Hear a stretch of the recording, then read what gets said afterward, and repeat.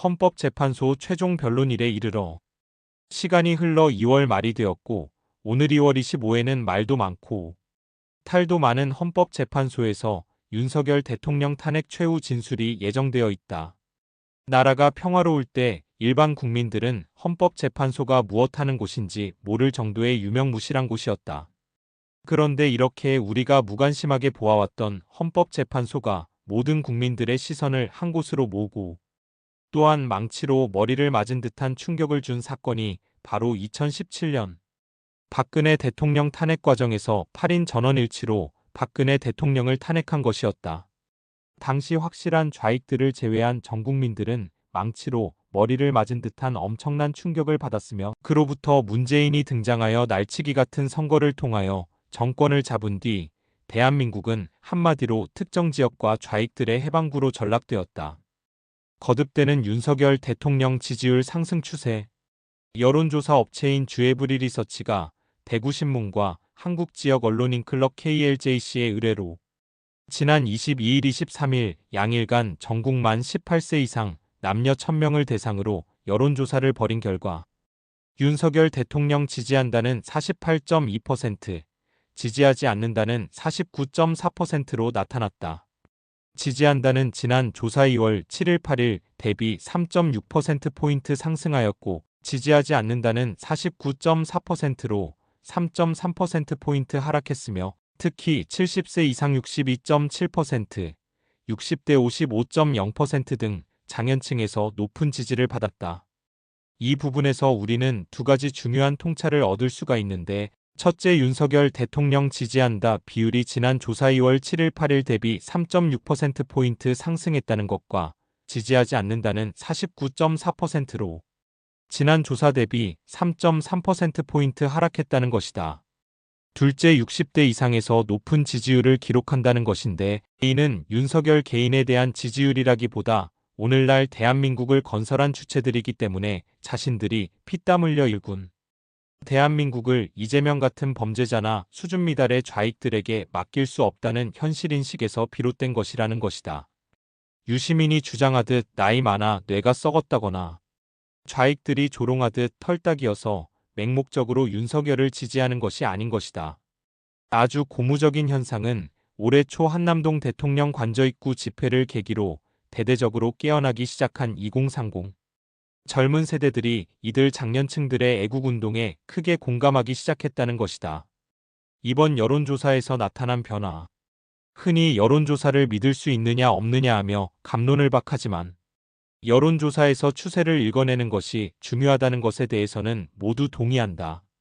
그런 측면에서 봤을 때 윤석열 대통령에 대한 여론은 추세 상승 국면이라는 것이 분명하고 더욱 고무적인 것은 지지한다는 지난 조사 대비 3.6%포인트 상승하고 지지하지 않는다는 지난 조사 대비 3.3%포인트 하락하였다는 것이다.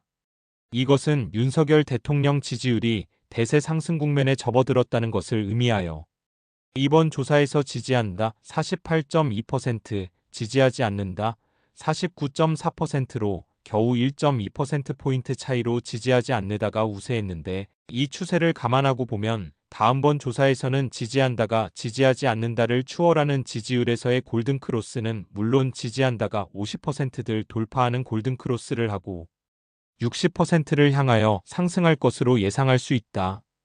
다만 이러한 추세에 결정적 영향력이 미칠 요소는 오늘 헌법재판소에서 윤석열 대통령이 어떤 최후 진술을 하느냐가 중요하다고 생각한다.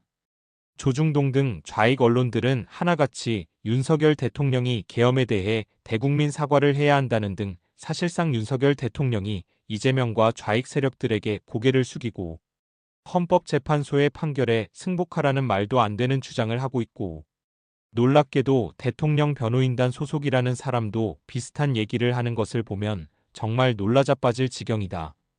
그러나 윤석열 대통령이 국민과 더불어 끝까지 싸우겠다는 선언을 한 연장선상에서 최후 진술을 하기만 한다면 윤석열 대통령에 대한 지지율은 폭발하여 50%를 넘어 60%대까지 바로 직진할 것이라고 확신하며 그런 국민들의 염원이 헌법재판소 재판관들로 하여금 탄핵 기각을 할 수밖에 없는 분위기를 조성할 것이라 생각한다. 이재명의 어두운 2심 전망. 이번 여론조사에서는 이재명에 대해 대통령 적합도나 당선 가능성 등 좋은 측면이 아니라 범죄자로서의 이재명이 다가오는 2심 판결에서 어떤 판결을 받을 것인가에 대한 예상에서 피선거권 상실형 선고 50.4%, 무죄 선고 38.4%, 잘 모르겠다 11.3%로 응답했다. 연령별로는 40대를 제외한 나머지 모든 연령대에서 피선거권 상실형을 선고받을 것이라는 전망이 우세했다. 이는 이재명과 더불어민주당 그리고 언론들이 아무리 윤석열 대통령을 탄핵하고 조기 대선 국면으로 여론을 몰아가려고 해도 일반 국민들은 이 국면을 차분하게 이재명과 좌익들의 반국가 세력들이 벌이는 광란의 춤판을 지켜보고 있다는 것이다. 한편 정당 지지율 조사에서 국민의힘은 43.5%로 지난 조사 2월 7일 8일 때 대비 1.6%포인트 상승하고 더불어민주당은 36.7%로 지난 조사 때보다 1.7%포인트 하락했다. 양당의 지지율 격차는 오차범위 밖인 6.8%포인트 차이로 오차범위 밖에서 국민의힘이 앞서고 있음을 보여주고 있다. 거듭하는 얘기지만 국민의힘의 이러한 지지율은 전적으로 상승하는 윤석열 대통령 지지율에 견인되어 나타난 현상이라는 것이다. 윤석열 지키는 것이 대한민국 지키는 길. 이러한 분위기를 국민의힘 의원들도 자신들이 잘해서 나타난 현상이 아니라는 것을 알고 있다고 겸손을 떨고 있지만 권성동, 권영세 같은 지도부는 틈만 나면 더불어민주당 강고한 좌익 세력들의 부안해동하는 모습을 보여주어 한심하기 이를 데 없다. 어쨌든 일단 탄핵 수령에서 윤석열 대통령을 구해내고 나서 이런 썩어빠진 국민의힘은 차차 바로잡아 나가야 할 것이다.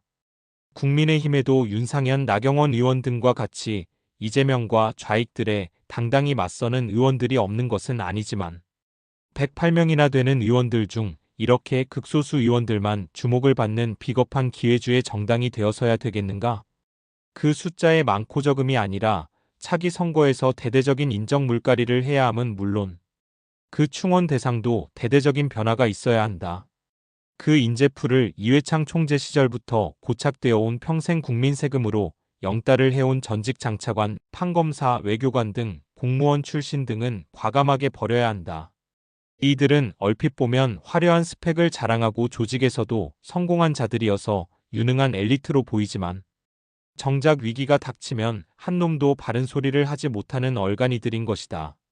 이러한 대표적인 경우를 우리 역사에서 찾아보면 임진왜란 1592년에서 1598년까지 일어나자 권력에 탐닉하여 사색당파로 허다한 날 궁중비사를 만들며 권력에 죽고 살던 인간들이 정작 일본이 쳐들어오자 의병에도 참여하지 못한 인간들이었고 평민들과 노비 승려들이 의병을 조직하여 나라를 구해내자 그제서야 다시 중앙무대로 돌아와 다시 꼭 같은 짓을 하다가 결국 312년 후인 1910년에 나라를 일본에 팔아넘기는 비겁한 역할을 담당했던 부류들이다.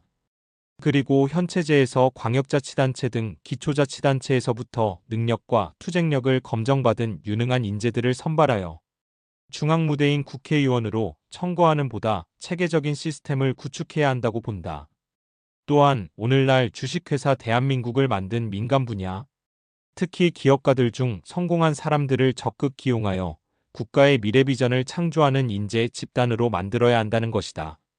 이러한 과제는 차차 시간을 갖고 만들어 나가야 한다. 지금 미국의 트럼프 대통령이 어떻게 인재를 등용하는지를 참고하면 좋겠다.